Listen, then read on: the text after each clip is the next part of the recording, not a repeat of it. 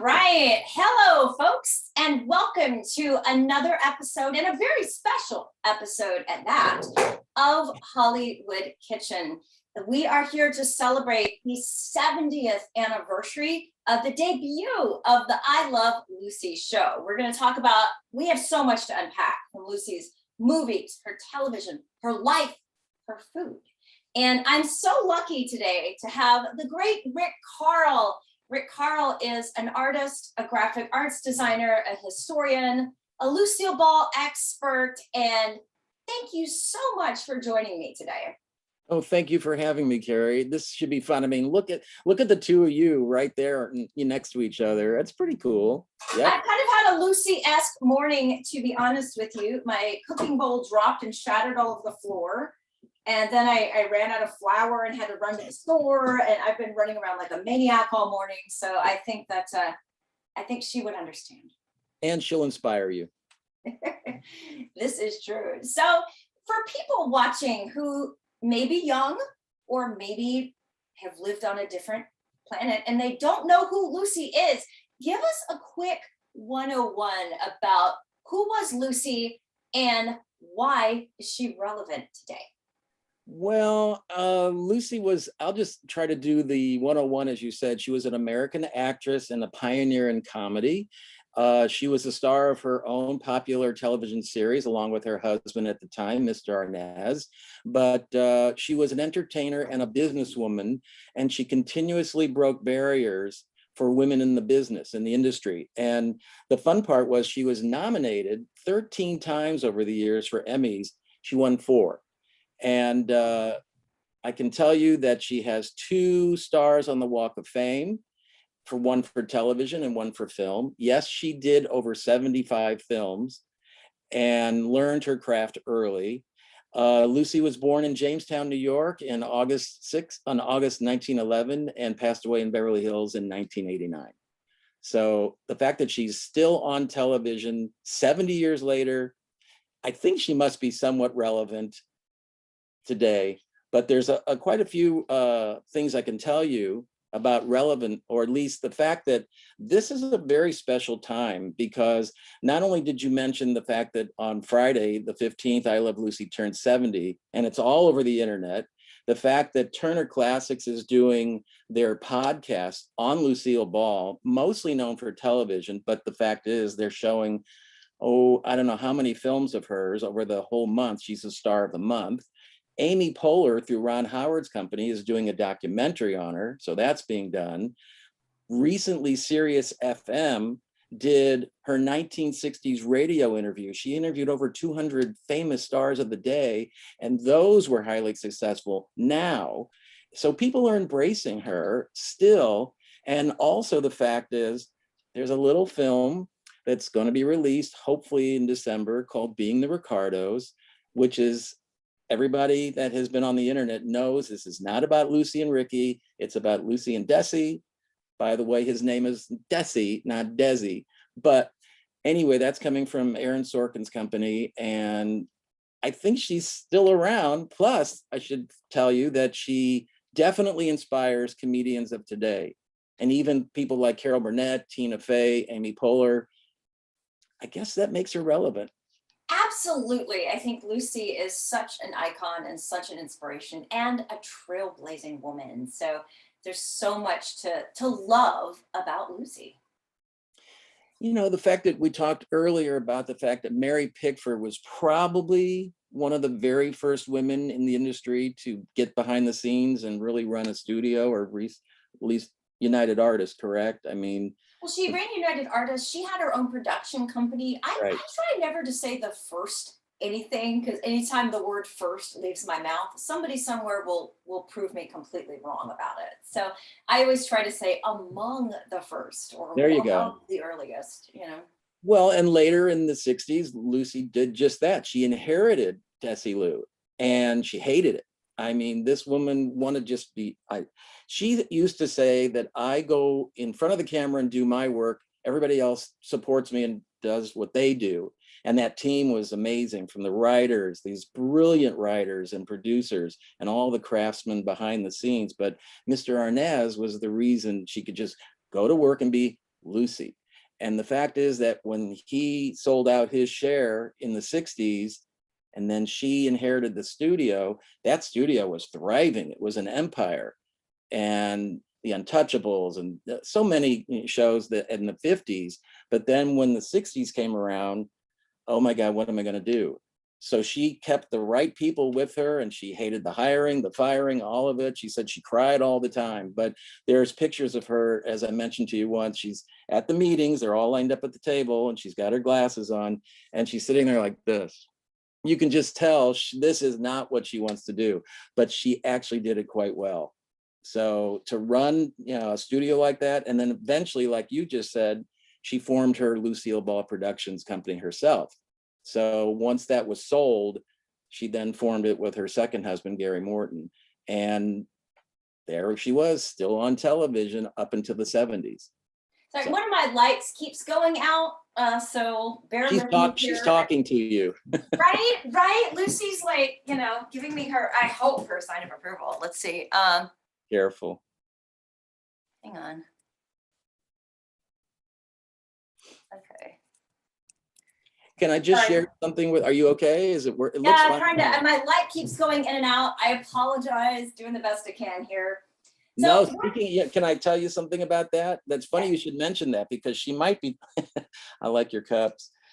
I should read something to you. I had a book that I was trying to work on about artwork of Lucy, something, like this, just I was going to compile it, but I wanted to put quotes in there.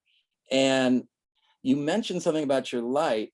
Well, there was a story that Lucy said to one of the grips on her show, I think one of the lights is out up there. Could you please go check it? It wasn't demanding. It wasn't nasty. It was just, she knew. She felt it. She'd been in the business already 30 plus years. She knew her lighting. And no, we're fine. Could you please check it? Like what's happening right now. We're just going to go with it, guys, because every episode, I swear, I have some sort of behind the scenes crisis. I'm just going to go with it because I have no other choice. So no, that's fine. So let's talk about the food, because you and I had several conversations about what we were going to make. And we wound up settling on the walnut crisp because Lucy was known, as you mentioned, for her persimmon cake. Right. And those are in season late October, November, maybe even December. Okay. So we passed on that, but I do have a recipe that she even signed. So apparently she dabbled, and that was one of her things that she liked to make. But she also liked her plain New England background, where she came from in New York, cooking. She called it New England boiled dinners, beef and cabbage and potatoes. She also was fond for things called chopped chicken livers. But I know I don't even like liver, much less chopped. But she dabbled in the kitchen. But again, this was a woman that was running a studio, working, trying to raise a family, being married a second time. When do you have time to really cook? I'm surprised these people did not have feeding tubes, to be honest, because how did they sleep, eat, go to the bathroom, shower? I mean, seriously, they worked. Their creative output is just staggering. Really well, you staggering. Have help. She was in the position to have help, to help raise the kids, to help run the house, help people get there to their destination. And you know what, I have to tell you briefly, I got to meet some of those people. And for what I've heard over the years, how tough she was, and this, that, and the other, if those people lasted 30 and 40 and 50 years, they could have worked anywhere. But they remain loyal. There was a reason they remain loyal. So just saying, that when you have your team around you, be good to them. So apparently she was. Yes. So we're going to make the walnut crisps, and tell us where this recipe came from, Rick. This recipe came from a 1955 TV magazine. And one day a friend had found this recipe, and Karie actually was kind enough to find it on eBay. So we recently just purchased it. And it was one of those TV magazines in the 50s. And in fact, here is what it looks like.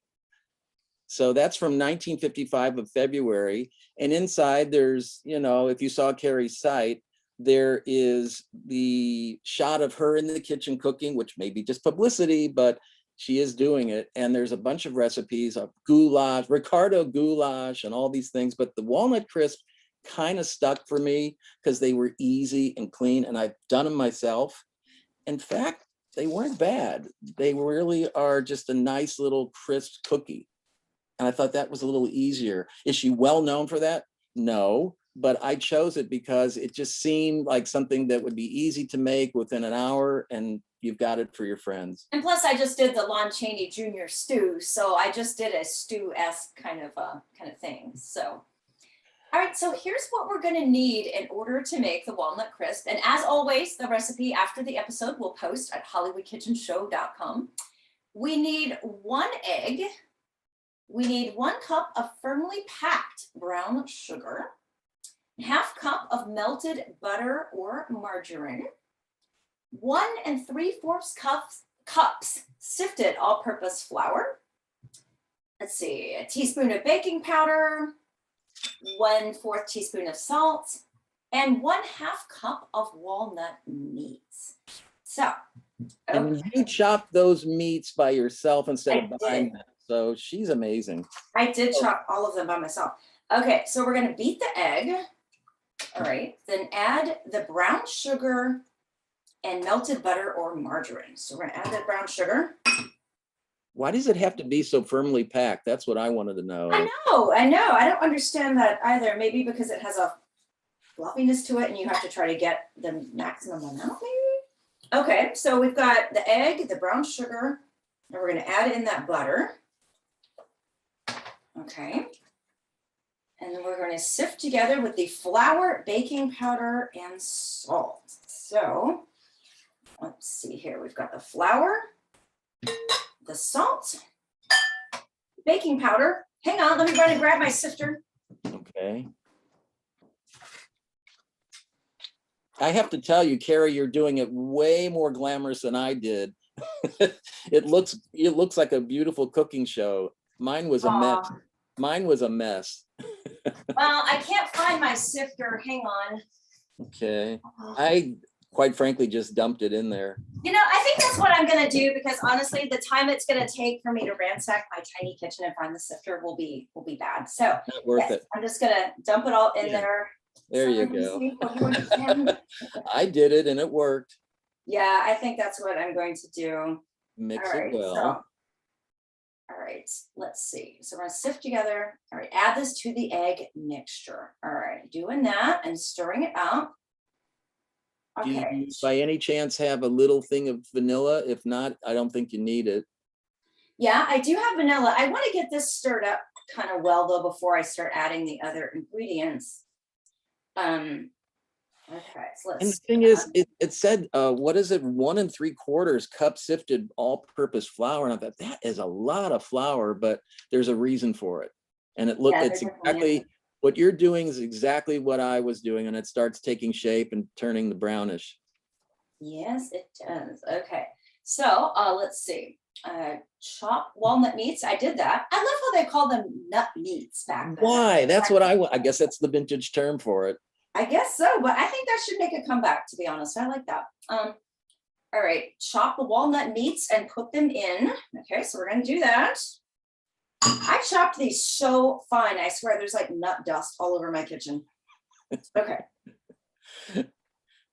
Now add vanilla extract, mixing well. Okay, so we're going to add our vanilla extract.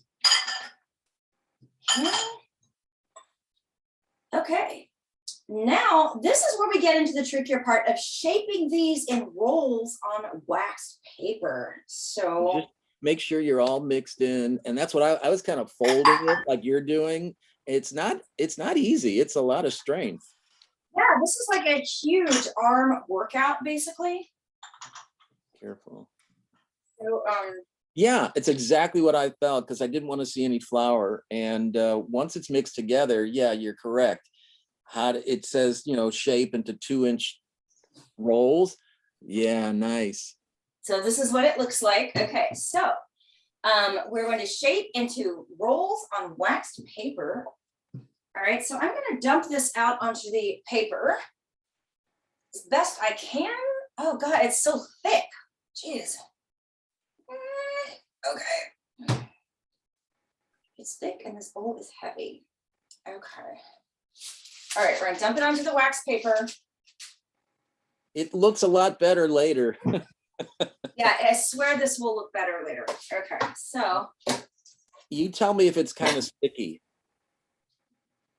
Yeah, mine is very sticky, to be honest with you. So so instead of getting it all over my hands, what I think I'm gonna do is wrap it in the wax paper and roll it in this paper. Mm-hmm. And let me show you what it looked like the other day. It's a nice burrito. Pardon? It looks like a nice burrito. Well, the other day I made this because I always test these a couple times before I do these shows. And this is what my little wax paper dough burrito looked like.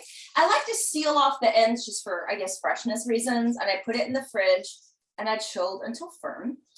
And then I chopped it up and then put it on a cookie sheet. And then this is what the final product looked like. Mm. You know what? They look tasty, don't they? They sure do. So now, and you know I can what, relax Karie? a little bit, having the burrito here chilling and being put aside in a moment. So you know what? Can I just tell you? I have some left over on the same plate, but yours grew up. But you know what? It's you got to be careful, because once you start eating 3 and 4 of them, you've got to stop. Because I ate 6 of them the other day. So what we're gonna do now that the mixture is basically done, we are just going to have some coffee and cookies and talk about Lucy. So when, Rick, was the first time you were aware of Lucille Ball? What was your entree into the world of Lucy? Well, I can tell you that it was quite a long time ago, and I was in school. And I won't mention what decade, but I kind of did recently on another interview but I came home from school at 3:30 in the afternoon, and the Lucy Desi Comedy Hour was on. And obviously these were reruns already and repeats, but I didn't know anything about I Love Lucy. I just knew this pretty lady was funny and everything. And this show was their the last 13 episodes they did after I Love Lucy, they renamed it Lucy Desi Comedy Hour. But my mother's the one I credit, as I said before, that she said, there's a show that predates this called I Love Lucy. And I said, no, what is it? Then she also told me that she did film. And then, I don't know, something about her, the fact that she was pretty, that she was hysterically funny, that she was part of this great team of 4. I thought, who is this woman? And I started doing homework. Yes, I actually went to the library and looked her up and said, wow, she did all that? So I was enterprising enough as a kid to go, she just struck my, fancy, that I thought there was something special about her that stood out. And that TV show, the second series, was the one that started me on Lucy. And I have to tell you that I moved out to LA in 79. And one of my best friends is Tom Watson, who is, he was Lucy's publicist and has done several books on her, and a great guy. He said, we're going to go down to USC, and Lucy's doing a talk with, of all people, Charles Walters, famous dance director and then director. Oh, you're familiar with Charles Walters, correct? Yeah, absolutely. He directed Judy Garland in several movies. There they are on stage, and I'm thinking, my God, we're in the first row at USC's screening room. There's got to be 200-300 people behind me. And for some reason, we just sat right in front, and Lucy sort of did a little wave to Tom. She knew who he was. That's the first time we met afterwards. And not only were they giving a terrific talk, they were showing DuBarry Was a Lady after. So not only did I get to see Lucille Ball, the older woman in person, funny, acerbic, all the great things, then they're showing her in 1942, 43 in full gorgeous Technicolor, that's where she got that flame red look. Sidney Gilleroff, you know that name, yeah, from MGM. She was at MGM and gave her that look. And I'm saying, oh my God, look at her. So she actually stayed for the whole film. And I have to tell you briefly that one lady stood up in the audience, and Lucy and Charles Walters were talking, and she said, well, I was in that film too. And Lucy said, well, who is it? She couldn't see her. She was all in the back. It was Virginia O'Brien. So she came to see the film and see them talk as well. So I got a shot with her, and then Lucy was just walking up the aisle leaving. She wasn't all with her entourage. It was her alone. So that's the first time we met, and needless to say, I was duly impressed. And she couldn't have been friendlier. She was lovely. So that was my entry to Lucy, and then getting to meet her. But over the years, I've met her several times, and to see her work in her last series in 1986, truly, I mean, your person that you really enjoy is going back to work. When she said, I can't possibly top myself. Look what I've done, and look at the team I had. But Aaron Spelling convinced her to go back to work in 1986 for ABC. So I was lucky enough to be there every week watching her work and seeing, like a little kid, this was a seasoned person that at 75 came back to work and still looking amazing, and trying to do it once more. And quite frankly, without going into that story, it tanked. She was fired. They let her go. They did 13 shows. They only showed 8. And if they would have just given it a little more time, maybe, just maybe, one more time, you would have been successful. But she was so mad about it, not about being fired and getting bad, what she called notices, the fact that all those people were out of work. And, that's a big deal. The ego wasn't there where, oh, well, they're firing me. It was like, all you people are out of work now. It was a pretty good team. So that was my later connection. And one more little tidbit, my friends that worked on the show were kind enough to invite me back. And I had a huge camera all the time, every week. And when she saw me, she was very, very sweet. This was after the show. So she didn't, you never saw before the show because you don't want to bother them. But afterwards, and one time John Ritter did the show and he was leaving, and she came over and said, John Ritter's leaving, like a little kid, please, can we get a shot together? There was an ABC photographer on the set. I wasn't a union, but yet I was back there taking pictures, and very, very grateful, to say the least. And when she didn't want her picture taken, good night. So it wasn't like I'm leaving. It was just like, it was pleasant, but no. So you kind of knew where you stood, but it was always very professional, very nice.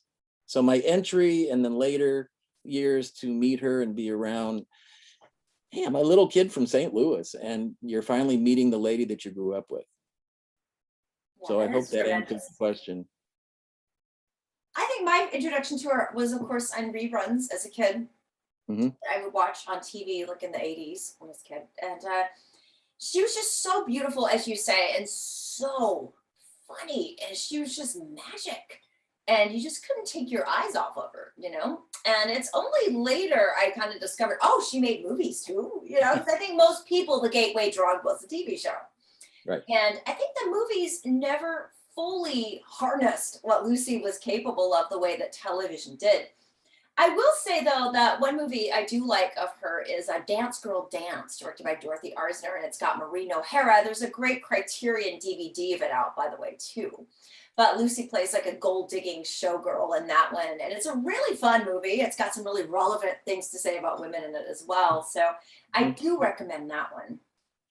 Well, the funny thing is, that was 1940, and she was so worried because she just looked at the face of Maureen O'Hara and said, why are they putting me with her? Who wouldn't be? Who would not feel exactly. that way, frankly? But Lucy takes over pretty well. And what's fun? Our friends Daryl Rooney and Darren Barnes were so kind to introduce me towards the end to Mary Carlisle at the Motion Picture Home, who made it to 104. I met her too. Yeah. And she's in that film. She's in Dance Girl Dance. And she has a few scenes, but she's so tiny next to Lucy in these scenes. But, the fact is, I have to say, just a segue, Today is Marsha Hunt's 104th birthday. Isn't that amazing? So, and if you don't know who Marsha Hunt is, everybody go look her up. She's still hanging in there and she's very important. In fact, right as we're speaking, her documentary is on Turner Classics again. So didn't mean to do the segue, but these 104, you know, how lucky are we? Right? I have a picture of myself with her, and she signed my book that she wrote about fashion called The Way We Wore. So Oh yeah, that's more, yeah, I treasure that for sure. yeah. She's a cool lady. I was lucky to be at her 100th birthday. In fact, you know, I've been very partial to the older ladies. I was at Gloria Stewart's 100th birthday through a friend of mine who was her agent. And it's like these sparks in these ladies' eyes that are still there. There's a reason for obviously great genes, but I have to tell you that there was one other movie going back to her movie career, Big Street. Big Street isn't bad at all. And she turned to, and it's with Henry Fonda, 1942, RKO. And she turned to, of all people, Charles Lawton. Oh my God, I'm such, you know, a bitch in this film. What am I, that's not my image, but I'll do what I have to do. I'm grateful for the job. I'm paraphrasing, but he said, if you're gonna play a bitch, play the bitchiest bitch you can possibly do. And she did. And she got great reviews. So she was very proud of that film. I want to talk for a minute about Stage Door because Turner Classic Movies showed that the other night. And of course, I love that movie. It's got Ginger Rogers, Katharine Hepburn. I was so lucky to get to see it on Nitrate at the Egyptian, Oh, courtesy wow. of the TCM Festival a few years ago. And Lucy has a supporting role in that movie. Talk to me about the role that Ginger Rogers' mother played in Lucy's life and career in the early years. She had her, she was, a, I believe, an acting teacher, and she had a, Leela Rogers, right? yeah, Leela Rogers embraced Lucy, and allegedly they are related. I'm not sure if that's true, but that's what I've read, so I can't verify it. But Leela Rogers was a strong force, and she had her, you know, plays that they would put on. They made a little, you know, place for her in the RKO lot, and she was, I guess she wanted to be an actress herself, but her daughter took over for that, and she watched over her like, as we all know, very, very tightly. But the relationship, from what I've seen and read, was pretty good. And Lucy fell under that same spell that Leela gave her early jobs to, again, perfect her craft. Lucy started early in 32, 33, coming out from Jamestown. And when somebody like a Leela Rogers helps you like that and believes in you, you sort of fit physically a bill of just this, you know, tall, thin, at the time, platinum blonde, but then she toned it down. And she did a couple of things with her that I can't remember the names of right now, but they were on the lot. And Leela, again, was a very strong force, as we know, in this industry, and she protected her. And even later in one of Lucy's television shows, Ginger did a guest spot. So, and if they were cousins, I don't know for sure, but they may have been related. It's just that that family was very important to her, as family was in general to her, about, you know, being important. Well, let's talk about the role of Lucy's mom, Dee Dee, right? Yeah. Let's talk about Dee Dee's role in She never Lucy's called her life. mother mom. I don't know why. I guess maybe I can relate. I called my dad Bill, even though his name was John. No, boom, boom. It's like there was a familiarity there and a comfort zone, and he loved it. So he didn't mind me calling his first name. Other people are like, "Ooh, you can't do that." But I would say that Dee Dee was another strong force in her life, that early on, at 15 years old, she allowed her to go to New York, New York, to go find her way. 15. That's So very very young. I'm sorry. That's a very young age. And very progressive, to say the least. And Lucy may, according to what I've read, I can't say this for sure, I wasn't there, but she may have been a little wild and a little, you know, before her time. And yeah, she had it, the Turner Classics podcast talks about her boyfriend. She's 14, Johnny DeVita, who was a, you know, not a gangster, I guess, but the thing is, she was very progressed.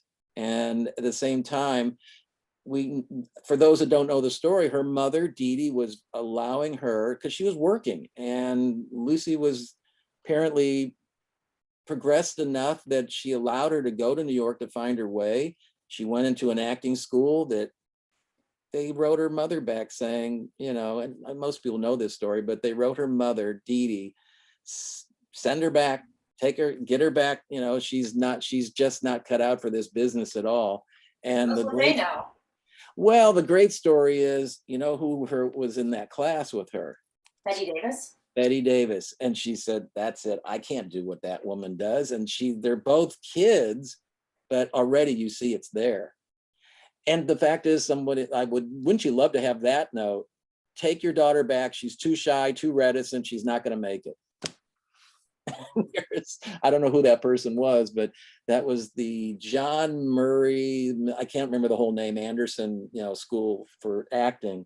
And the fact is that she didn't do well. She came back home. She was so homesick. But then she went back and more towards the late 20s, early 30s. And that is how the famous story of her walking down the street and someone said, why are you here in New York? Because it's so bloody hot. And next thing you know, what do you mean why am I in New York? She was a Hattie Carnegie model at that point and fit the bill. And somebody said, well, my mother's not letting me go to Hollywood for an Eddie Cantor film. Why don't you go? And she did. And Dee Dee allowed it. So, the fact is that as soon as Lucy started to make her way a little bit, boom, the whole family out to LA to be with me. And she knew that her relationship with her mother was so strong, like Leela's was with Ginger. So I hope that sort of puts it in perspective, but it's just the fact that family truly was important to that woman. And so she brought her grandfather out, what she called daddy. She brought her brother out. All these people were coming into it was in Hollywood on Ogden Street. It's still there. It's a cute little craftsman home. So, the fact is that wanting to succeed in this business, and, I mentioned Eddie Cantor. Well, that was the first film, Roman Scandals, that she came out for. In fact, I have a picture of it I can show you later, them all arriving, on the train. And do you want to see it now, or should we just do it later about her career? Well, I know our audience loves some show and tell, and frankly, I do too. So hit us up with it. Well, all right, let's see if I can get this together. The thing is, let me open that first. It will go through her career a little bit in stills, but this woman kept herself. She was an athlete. She kept herself in shape the whole period, as far as I'm concerned. But let me get this going for you. Okay. And what we're going to do is, this is Lucy in the late 20s. She was actually a Chesterfield cigarette billboard girl. And this was a copy of the original painting. And to this day, I've never seen that billboard. But this was on display at Universal when they had the Lucy tour in the 90s and beyond. But this is Lucy at probably, I'd say 28, 29, 1928, 29. And then here they are arriving, just what we're talking about. This is Lucy at the right end, right here. And they called her, in fact, I'm trying to read it. She is Lucille Ball of New York, whose smile lights Chesterfield cigarette billboards. The girls will appear with Eddie Cantor in Roman Scandals, produced by Samuel Goldwyn. I love the top left-hand side that says a truckload of pulchritude. We should all have a truckload of pulchritude in our lives. Well, talk about sexist, but somebody wrote that. 7 models for famous ads arrive in LA. And this lady right here is Barbara Pepper. Yes, Barbara Pepper. She's at Hollywood forever. Barbara Pepper, later known for Mrs. Ziffel from Green Acres, right? And what's so funny is all these girls remained friendly. They went from Fox, they went to Columbia, they were all over the place. Goldwyn girls, this is what they were coming out to be, Goldwyn girls. And they kind of stuck together because, they're first coming out and they don't know anybody. So I like that. I like women being allies instead of enemies. Right. And what's so funny, I have to tell you, Lucy, she considered herself absolutely not beautiful, not glamorous in the least. And she said, Barbara Pepper is the one. In fact, Barbara Pepper's face right here, you can see. But Lucy's got the legs just like they all do. But it's like Barbara Pepper in the films sometimes got a little more close-ups. And Lucy does have one in this film. But speaking of, there she is. This is Very pre-code. Yep, 19, this is Eddie Cantor's Roman Scandals. And why did Lucy get this full treatment? Did all the girls get it? I don't know. But there she is after she arrived. They apparently, from what I've read, that the film went long. And she was so grateful because now I can really make some money and bring my family out. We then go to, all right, this is publicity shots. This is probably from 33, 34. So she became a platinum blonde. I see the Ginger Rogers or Jean Harlow kind of influence. Very Jean Harlow, you're right. Super thin eyebrows, platinum blonde hair. Right. And she was originally a sort of chestnut blonde, but more darker, to say the least. But known for being a blonde for at least 3, 4, 5 years, same time period. So a lot of publicity done on her. Then we jumped around 38 or so. She's with the Marx Brothers. This woman worked with everybody. Yes. This is Room Service, 1938, with a bit role, but Ann Miller's also in it. And I think they will be shown, if they just showed it on Turner. They just showed it, yeah. Yeah. You mentioned Dance Girl Dance, there she is. So I wouldn't say for sure that this woman was unattractive in the least. Not at But all. come on. Well, if you're comparing yourself to like Maureen O'Hara or other people, I mean, that's kind of. I think she held her own here. Look at this. Absolutely. This is 1940. This is MGM days when her hair went carrot red through Cindy Gilleroff, which we talked about. But I don't know. I think she's a very attractive, beautiful woman here. And I think so too. I don't think there's a ton. I'm sorry. Go ahead. People like Lucille Ball, Judy Garland, they may not have been like classified as, say, the Maureen O'Hara or Hedy Lamarr attractiveness, but they had so much character, so much talent. They had so much to offer beyond just their appearance. Right. And they called her Technicolor Tessie here. This is because it was in Life magazine. She was so perfect for Technicolor. That's what they dubbed her. And this is promoting, I thought this was Big Street time, but actually no, this is DuBarry time. So I love that ring she has on. There you go. More publicity from the same time period. No. And typical 40s, full color. Beautiful. And then we jump to obviously 1940, and I think we all know this story, but this is their ranch. Say again? She meets Desi in 1940. She sure does. And they eventually scraped some money together, bought a ranch in Chatsworth. They named Desilu. And this is what everybody wants them to, be their entire life on the television and in real life. And it started off that way, but you can see they're just so cute together. And from what I've heard, I think Lucy even said it took all of like 3 minutes when they first met. And they were married shortly thereafter. And in 44, they were getting a divorce. It wasn't gonna, everybody said it would last a month. It lasted 4 years.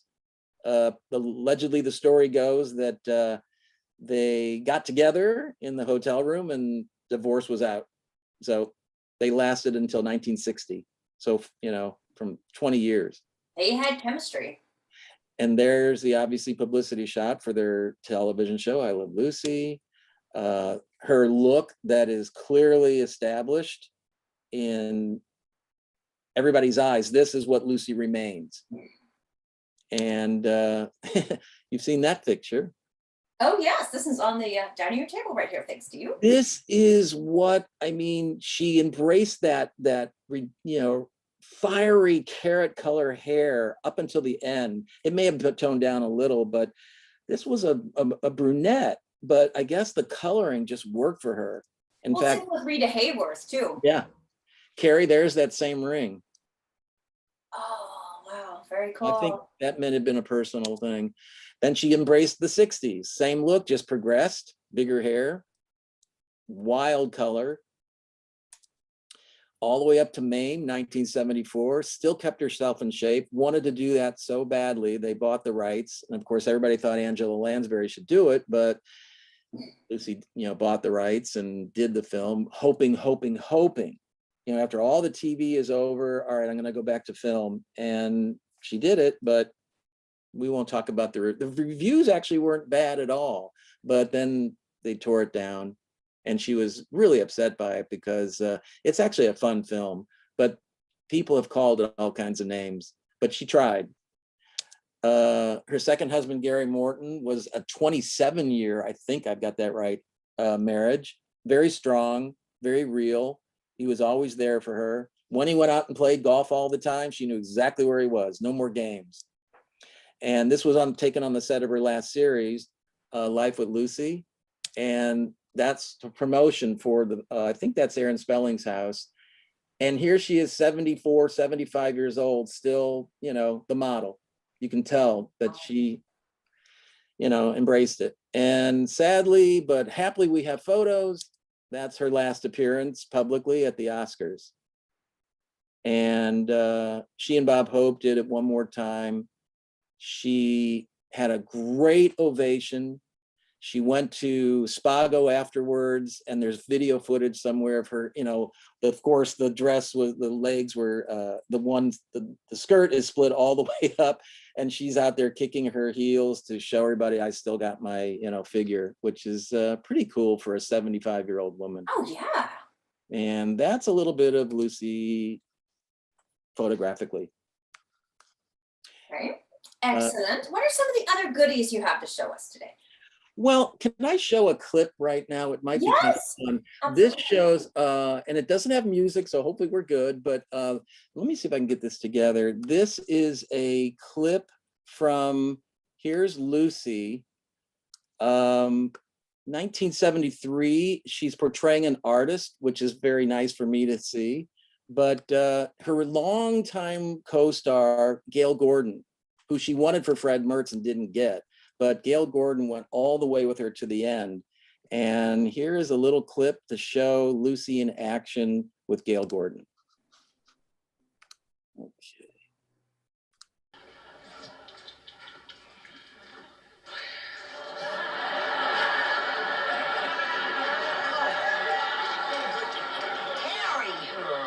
Karie, I'm sorry.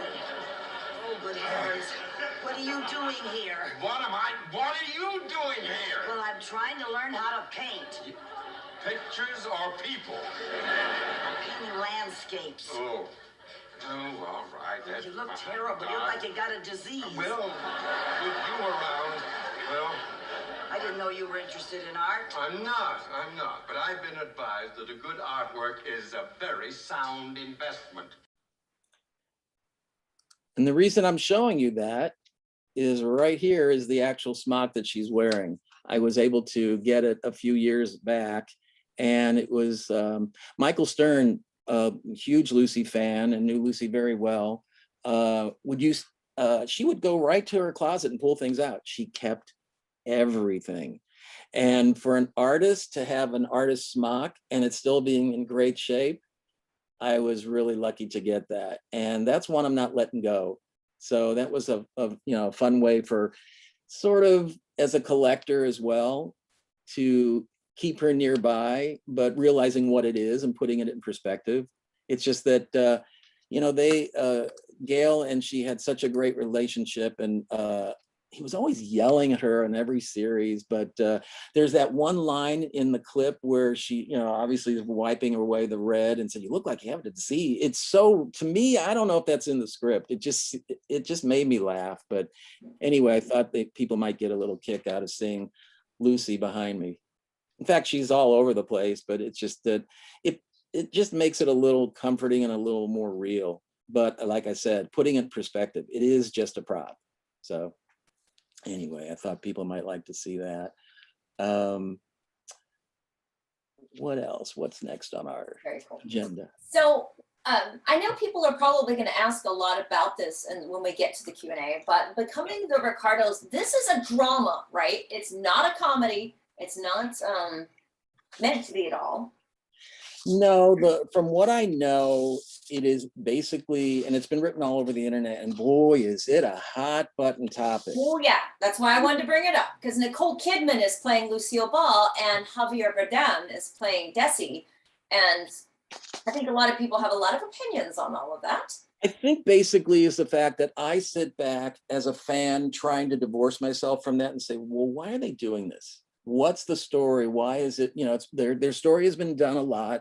It's been done in 2 TV films, very sensationalistic and not really accurate from what I've read and know, but Aaron Sorkin is writing, producing, and directing, and Lucy Arnaz and Desi Arnaz Jr. are executive producers. So thank God they have a say in it.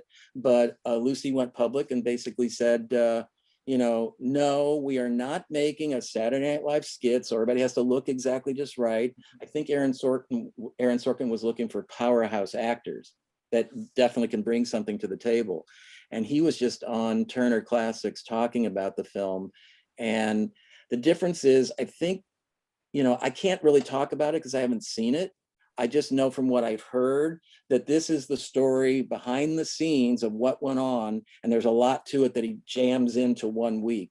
So you've got all the players, but you see behind the scenes what it takes to put that show on.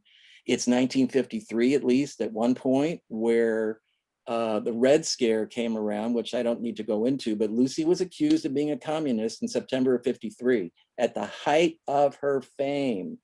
And they wanted to just drag her down because that McCarthy period, people's careers were ruined. There's no getting it back. And this was this was the top comedian on television of all time, at least at that point. And just the fact that let's tear her down. So that's included from what I'm hearing. And he's cast these 2 power actors to bring more to it than, okay, I'm a guy who loves to get it right. I mean, you've got her sitting right there. There's so many photos of this woman, so you know how her lips are, she's got blue eyes, the hair is a certain way, but behind the scenes, there's just as many photographs. And these 2 people are so well known, it's a little tricky. So that first 5 minutes is going to be like, I would imagine, I don't know. If I were an actor, which I'm not, but if I were, I think it would be just terrible to take on an icon like that, because no matter what you do or how good you are, you're never going to capture what made that person so special. You're never going to get lightning in a bottle. I wouldn't even want to try if I were in that position. But I think it's extreme. I think you're right. It's extremely daunting. The fact that, you've got Nicole Kidman's not even built like Lucy, but, so what? Let's see what she does. And the fact is that Lucy Arnaz recently went on the air on Facebook saying she's seen it. She's happy with it. She said, I don't know how. Now I'm paraphrasing because I just watched the video on Facebook. The fact is that she believed in it from the beginning. And like she said, we're not looking for impersonators. We're not doing Lucy and Ricky. We are doing them behind the scenes. And these are her parents. So, she could have easily said, nope, all wrong, I'm out. But she stuck with it. So I'm hoping what she said is exactly the way the film is, that apparently Nicole Kidman got into Lucy's head somehow. Did she do all her homework, and did she study her like Renee Zellweger? I don't know. But you know what? I have to say, I'll wait and see. So the scope of it, it's supposed to be released in December, from what I'm hearing. It'll be theatrically released and then on Amazon Prime. So we'll all decide, but other friends have said, this movie is not for us. This is not what we're expecting. Well, you're not there. So let's give it a chance. After it, fine. You can make your opinion about it. You have a right once you've seen it. But I have to say, I was very fortunate to be involved with it. And it came so crazy because I do have, from what you're eating off of, those are Franciscan Ivy plates, and everybody that is a collector of Lucy knows that pattern. Well, I have them peppered around the house, a lot of these, what I call prop-alikes, and they are the exact same pieces, but not the ones from the show. Some might be, but most aren't. And the mere fact is that I was trying to get a hold of that production company, but I sold something on eBay, and it turned out it was one of the prop people needing a little, tchotchke, as we call them. But I met her in the back of my work, handed it over, and something told me just to say, by any chance, are you working on the I Love Lucy? I mean, the Being the Ricardos movie? And she looked me right in the face and said, well, yes, I am. And I said, you need to come over. So one thing led to another. I signed the contracts. They pay me right away. Away went some of my things. I'll get to see how it's used. I'm not sure. And the end of the whole story is when I was leaving, I was lucky to visit the set, and I just was blown away. I truly was blown away at what they did, because I thought for sure they weren't going to do it. And there's the Tropicana, there's the kitchen, there's the living room, and I'm looking at it going, holy, it was really close. What they do on it, we have to wait and see. But at the very end, when I left that, I happened to give a gift to the lady who was kind enough to get me in there. And by the time I got home, there was an email saying, well, we're doing a little scene in 4 days, and Lucy's coming in for a fitting, and we want some costume sketches behind her. Can you work them? We didn't know that you did the illustrations for the paper doll book. So I'm hired again, which I just told this story recently, but it's just that, you know, it's a big deal for me because I had 4 days to create 12 sketches of all of them. It wasn't just Lucy. And I'll wait to see how it looks. I don't know. So And yeah. You very generously gifted me with a copy of the Lucy paper doll book that you did all the illustrations for.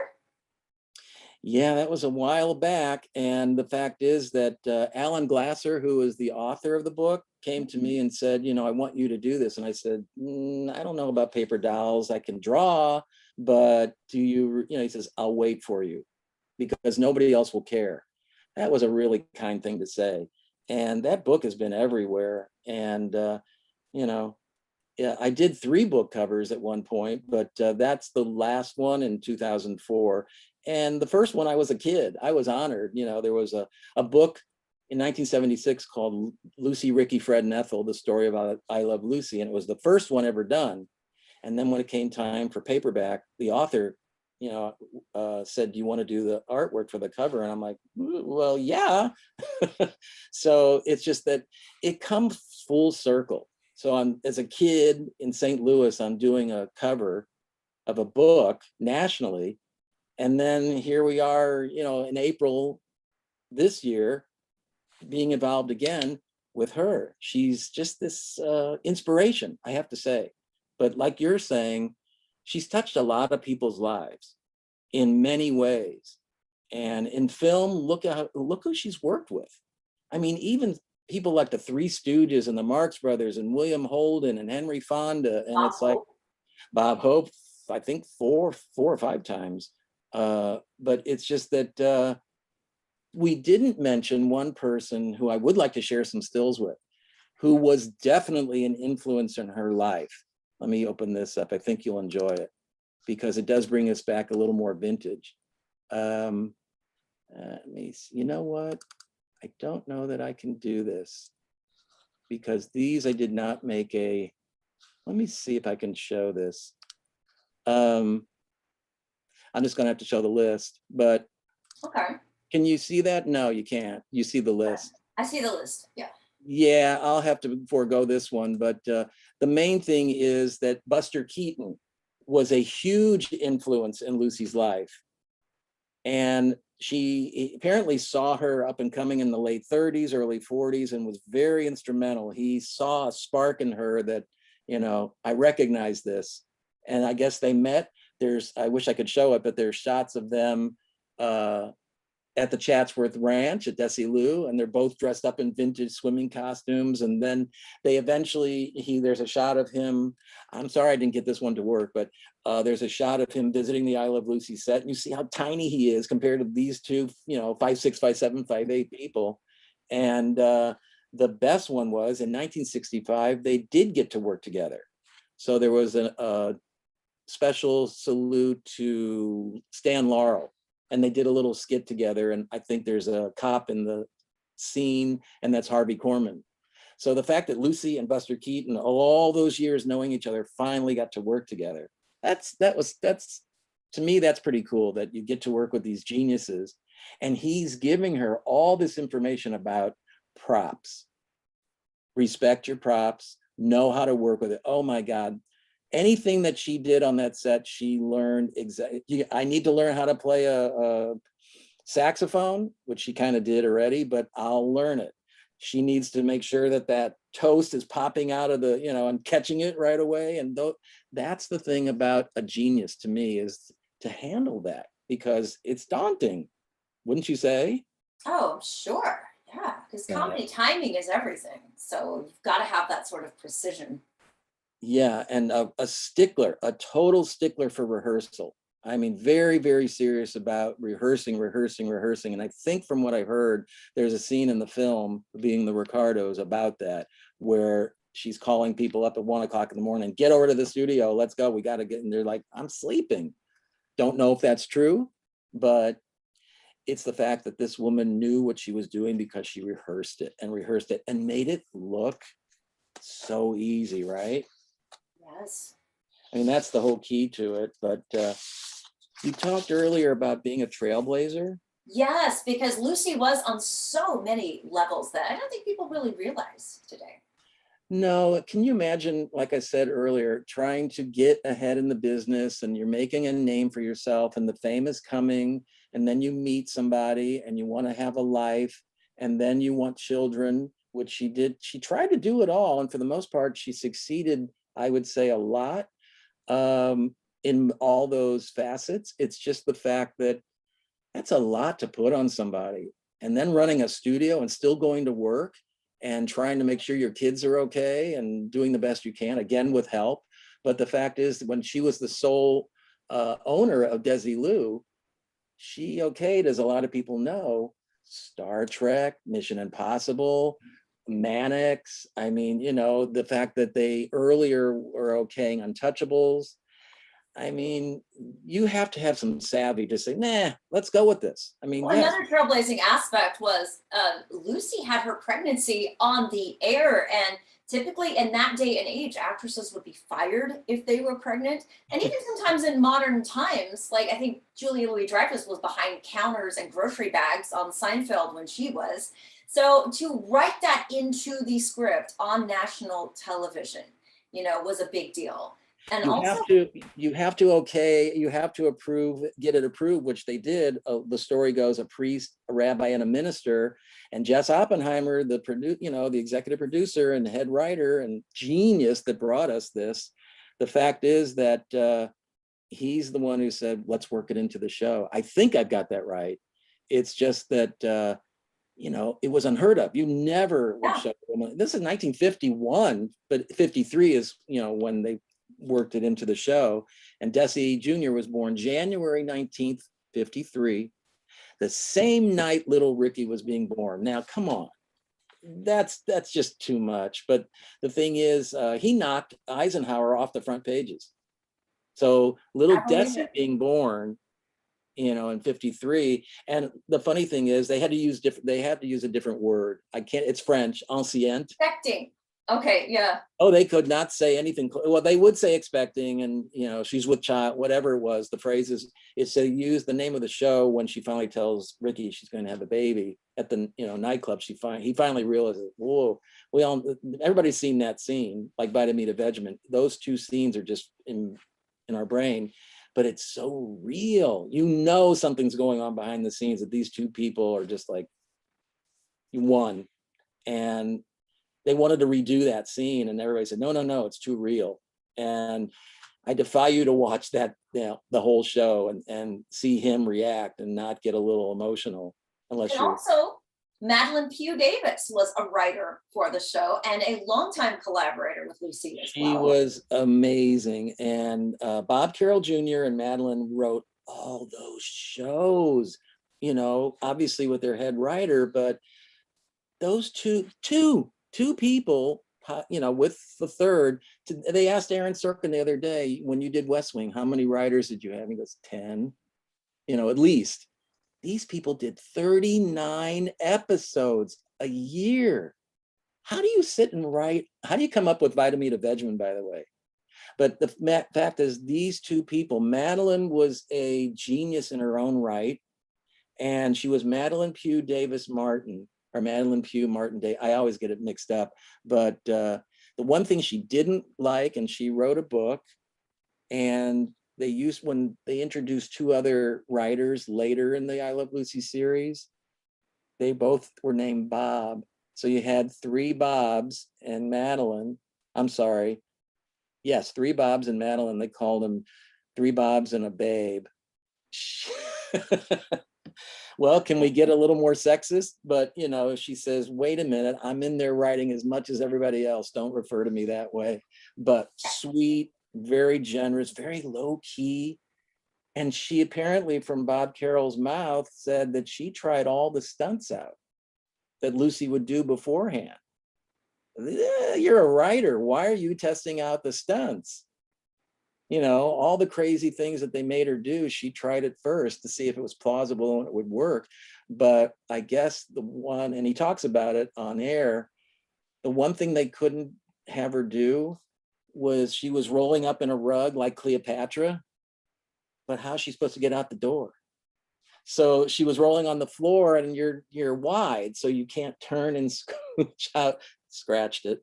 So the mere fact that somebody like Madeline, who was a sweetheart in person, I mean, I was lucky. That's the part that I am grateful for the most. I can't say that I was friends with Lucy, but I certainly met her enough times that she kind of knew who I was. But then you meet her editor, Dan Kahn, you meet her co-star, Doris Singleton, who played Carolyn Appleby. You meet these people that are geniuses in their own right for what they do. It's a very, very cool thing that somebody like this brings all these people together. And on the internet, I mean, there's so many groups on celebrities that we like. You've got a wonderful page yourself.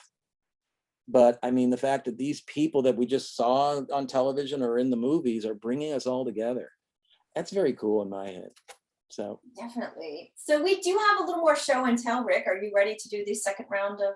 Oh yeah, thank you. I'm watching the clock too. We're doing fine. This, unfortunately, I can't show a clip.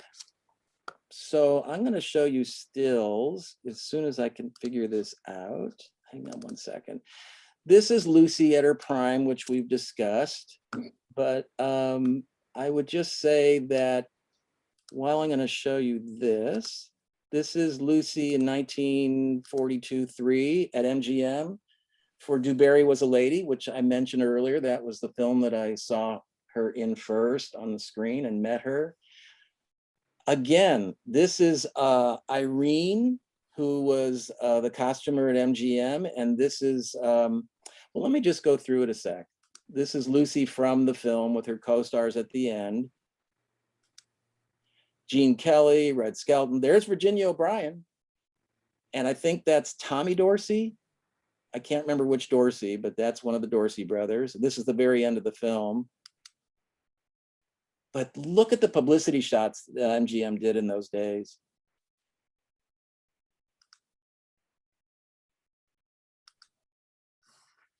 And the fun part about this is this. This shows you the beautiful color that it was.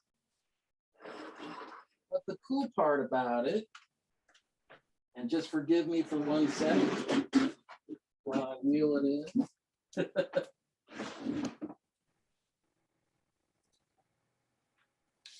Let me stop sharing.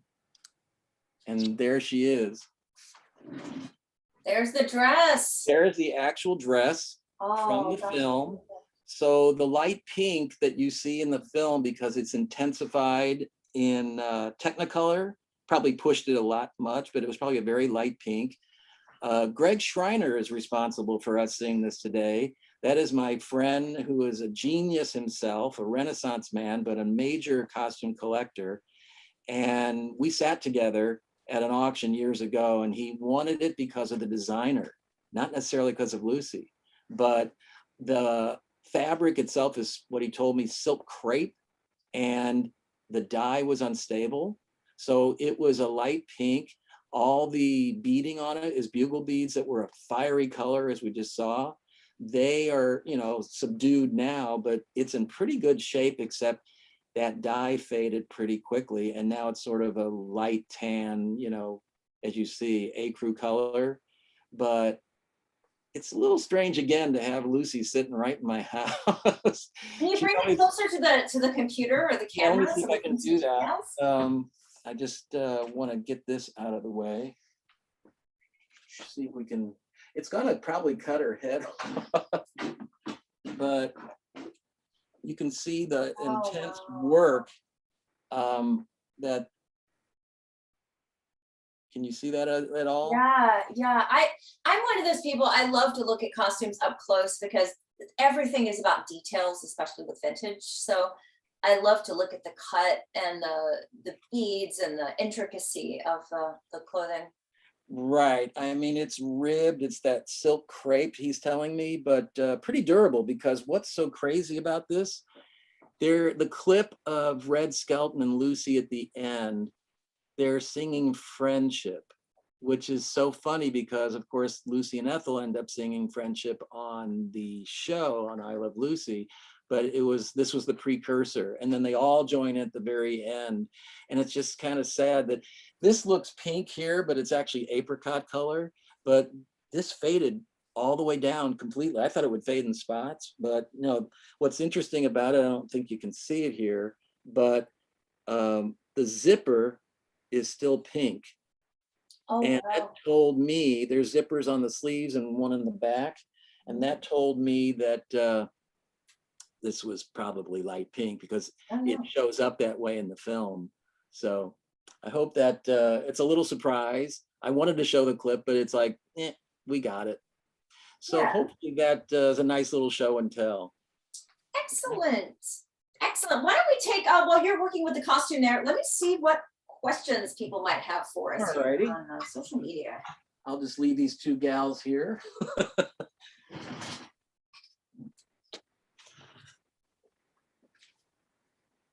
Just a sec for me. While you're looking, can I just say one last thing? Sure. That we've heard it before, but Carol Burnett was, I almost say that Lucy was her mentor, because clearly Carol Burnett was taken with her like we all are. But while Carol Burnett was doing her show, Lucy had a meal with her during a rehearsal for the Carol Burnett show, and they went out to dinner. And the story is published and Carol's told it over the years, but it just shows you how, you know, negative the press, you know, Lucy knew exactly what was going on. She knew the score, but the story is that Burnett recalled how Ball told her a story about a difficult moment she experienced with her writing on the Lucy show, because she's on her own now. And Ball, according to Burnett, said she went in no uncertain terms to tell the writers what was wrong with the script and how to fix it. So it was a little harsh. And then she took another drink and said, and that kid, that's when they put the S on my last name. So she had her reputation, but at the same time, you know, it's like, I don't think she walked in there and said, you know, this is just crap. I mean, maybe she did, but the fact is that now, again, it's a woman telling you all this.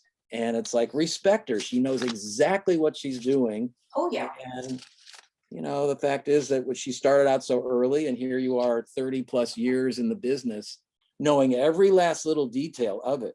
She just didn't come on and be Lucy. She knew where everything was. Monique is asking us, do you know who lives in Lucy's house now? Years ago, I was told they are tearing Lucy's house down. They weren't. They were restoring it because it was allegedly, you know, had its issues. And I heard a family name called the Friedmans. I don't know for sure, but they definitely altered the house. That was in Beverly Hills. And the story is really cool that Lucy actually was across the street looking for a house. And the agent and everything was working, and Lucy crossed the street and she liked the house across the street. And allegedly she said, well, you want to sell this house? And the lady was saying, we were thinking about it because her son was a soldier and they didn't need a big house. But to answer the question, I think a family called the Friedmans. I don't know if they still live there, but the house has been redone and it's right there on Roxbury in Lexington. So it kind of has the shape still, but it's changed. I hate when that happens, but I understand. Oh, I went over there. A friend said they're tearing Lucy's house down. They're tearing it down, and it's on a tour. And she was responsible, for later to have those big buses that would go around and around the streets to get smaller. She said, we're not going to tell people they can't come by, but maybe just have it just 14 in a little van.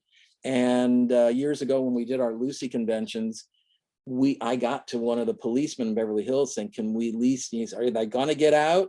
Because we went on our tours and we wanted to go by the house. Are they going to get out? And I said, no, they'll stay on the bus. He said, no problem. Just tell them Sergeant Robert Smith says, talk to me if you have any issues. Well, people are loving the dresses, the smock and the dress. Lots of comments on that. Cool. For some reason, all the comments are not popping up on my phone. I don't know why, but let's see. Danny Miller wants to know, first he wants to get inside your house. Danny, he's a friend. We'll have to talk about that.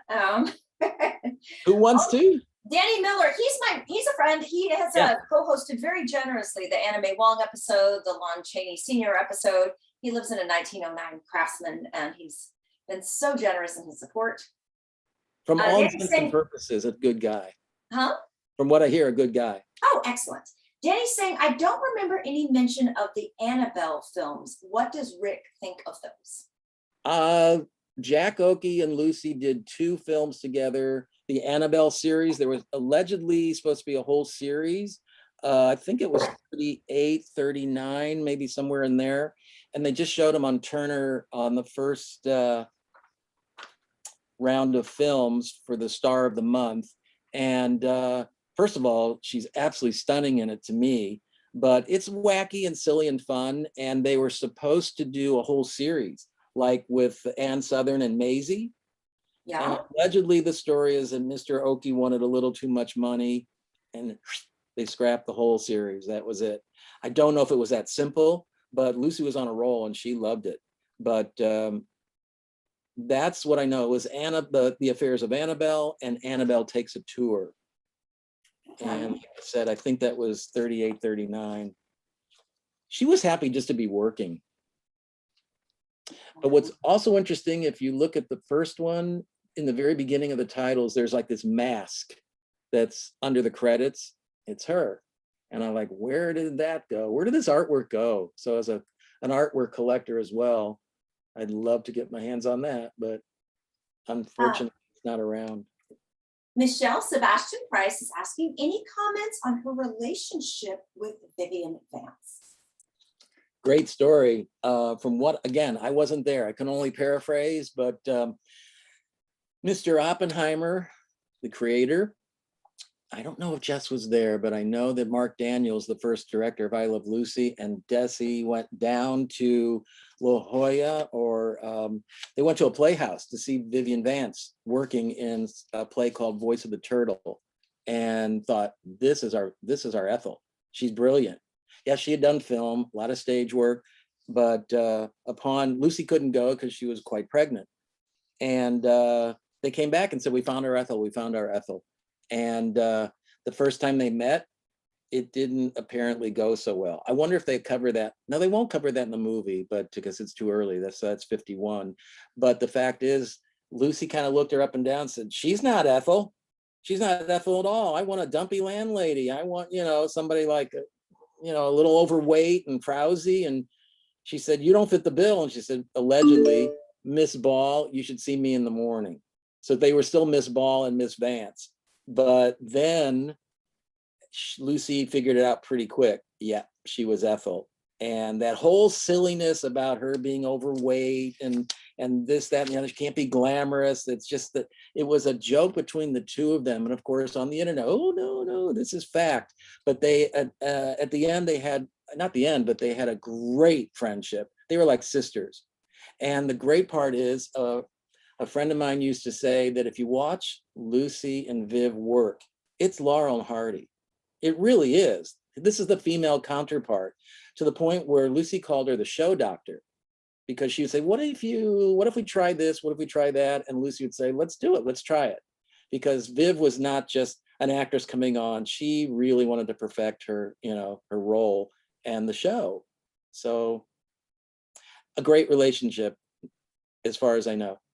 Yeah, I think unfortunately we live in a world that there's this desire for women to be at each other's throats or bitter arch rivals, and it seems to be a publicity thing or a society thing. But I really hate that, and I really love hearing stories about women that are friends and allies and supporting each other, because that's the way it should be. It should be, exactly. I agree with you. And did they have their moments? Who doesn't have their moments when they're doesn't? working? Yeah. You know, it's a tough situation. You're on such a schedule, but it's like, you know, again, I just will tell you briefly, because people talk about it on the internet all the time. And I'm here to say, from the direct sources that were there, did Viv and Bill get along? Did they hate each other? Blah, blah, blah.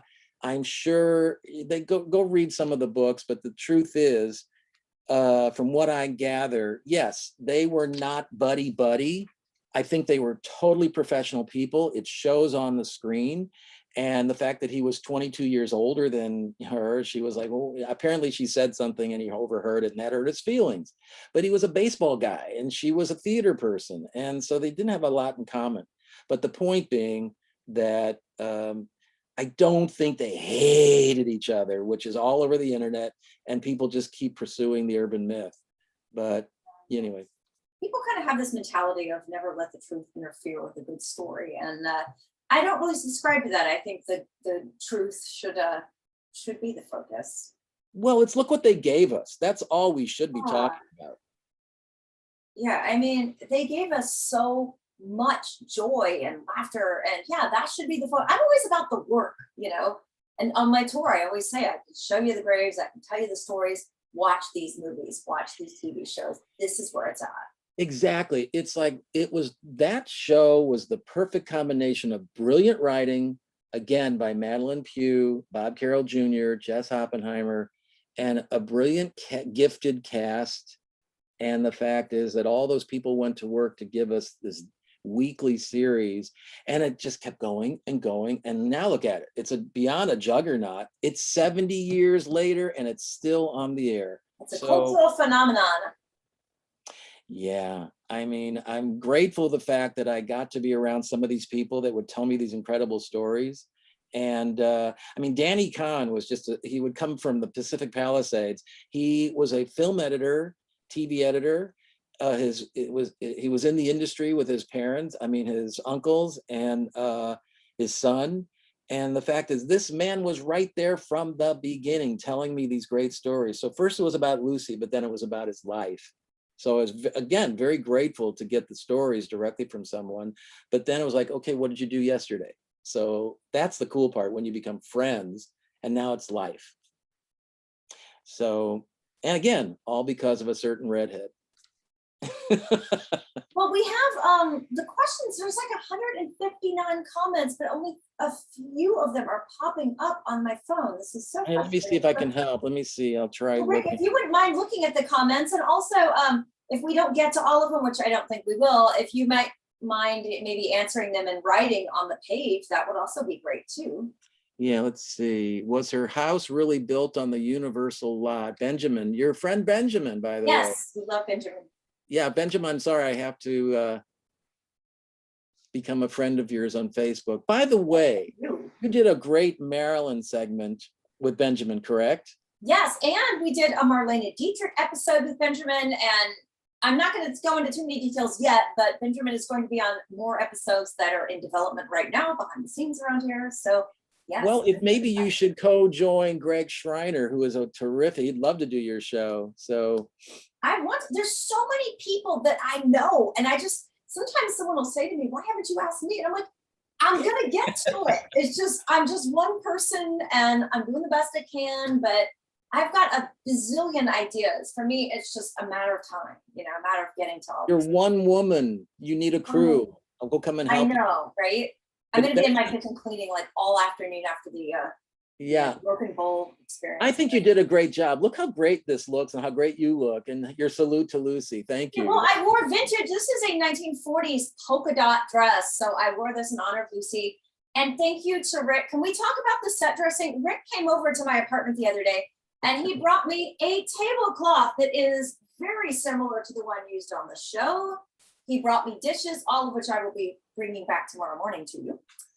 these plates and this cup, this photograph of Lucy for the table, and tell him about the flowers, because I always try to have flowers decorating the table too. I think they're apt. I was told by some good sources that Mr. Arnaz used to give his wife, Miss Ball, red and white carnations on their anniversary all the time. And then after the divorce, he was sending them to his daughter for her openings on, Lucy's a very big stage person and extremely talented. Both kids are extremely talented. How could they not be? But Jesse sort of, he faded.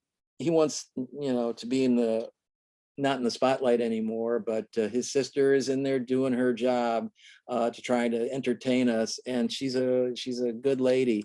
It's just that very talented. I mean, a great singer, but she's saluted her dad with these amazing bands and everything she's put together. Plus she has CDs out, but she's always working, and hopefully she's coming back, and she's in Palm Springs, but she might be coming to LA next year finally.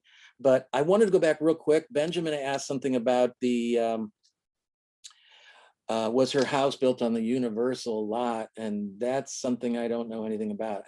I don't know. The Desilu studios, there was one in Culver City and one in Hollywood. They moved around quite a bit, but no, not to my knowledge, anything. She was on the Universal lot. That's where they did Here's Lucy later.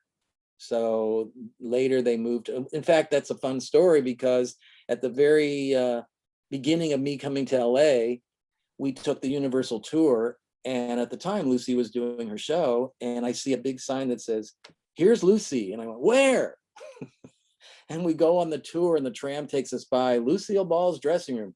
And there was her Rolls Royce sitting there, and a big sign that said Lucy. So I knew she was on the lot, but that Rolls Royce was willed to her by, of all people, Hedda Hopper. So she got Hedda Hopper's Rolls Royce. And did she live big? I'd say she lived well. Hey, she deserved to. She worked her butt off for it. So sure did. Can't fault her for that. Yeah, I don't know if there's any other question. And if not, let's do the cooking clips. Okay, we can end with we can that. close it out with the cooking clips. All righty, let me see if I can get that together. I decided when Karie first was kind enough to ask me to do this, because I've watched these shows and they're really a lot of fun. And thank God these cookies came out. They look pretty good. Yeah, I've eaten a couple of them on camera just now. I had a few for breakfast. So yeah, I've been eating my share. Just be careful not to eat 7 or 8 or 9 of them in a row like I do. So, keep it together. But let's see if I can find this. When Karie asked me to do this show, I thought, okay, let me see what I can find of Lucy cooking. And there are some legitimate ones at home, but she did a lot of cooking as comedic bits on her series and sometimes in her film. So if you bear with me, I'll try to get this together. This is a little salute to Lucy cooking in film and on television. And here we go. Hopefully.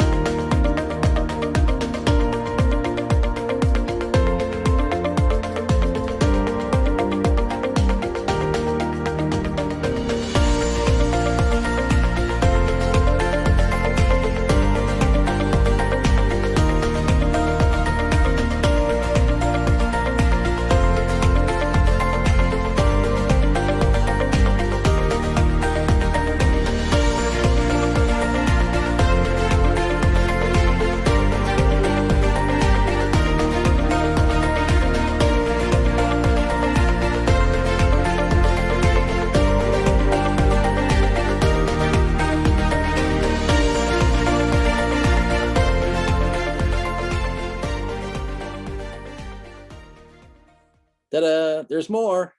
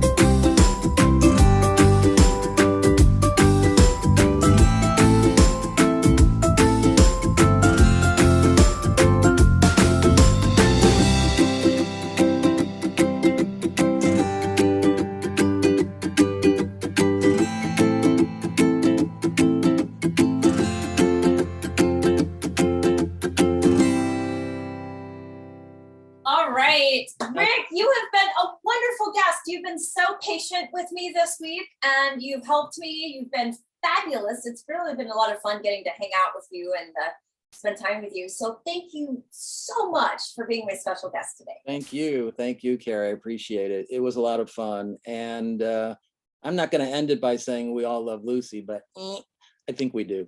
Thank you very much. I appreciate it. A lot of fun. And please watch the films on TCM, the TCM podcast, Lucy's podcast, and there is so much wonderful content out there, and I certainly hope that you will check it out. Okay. Thank All you, right. Karie. Thank you so much.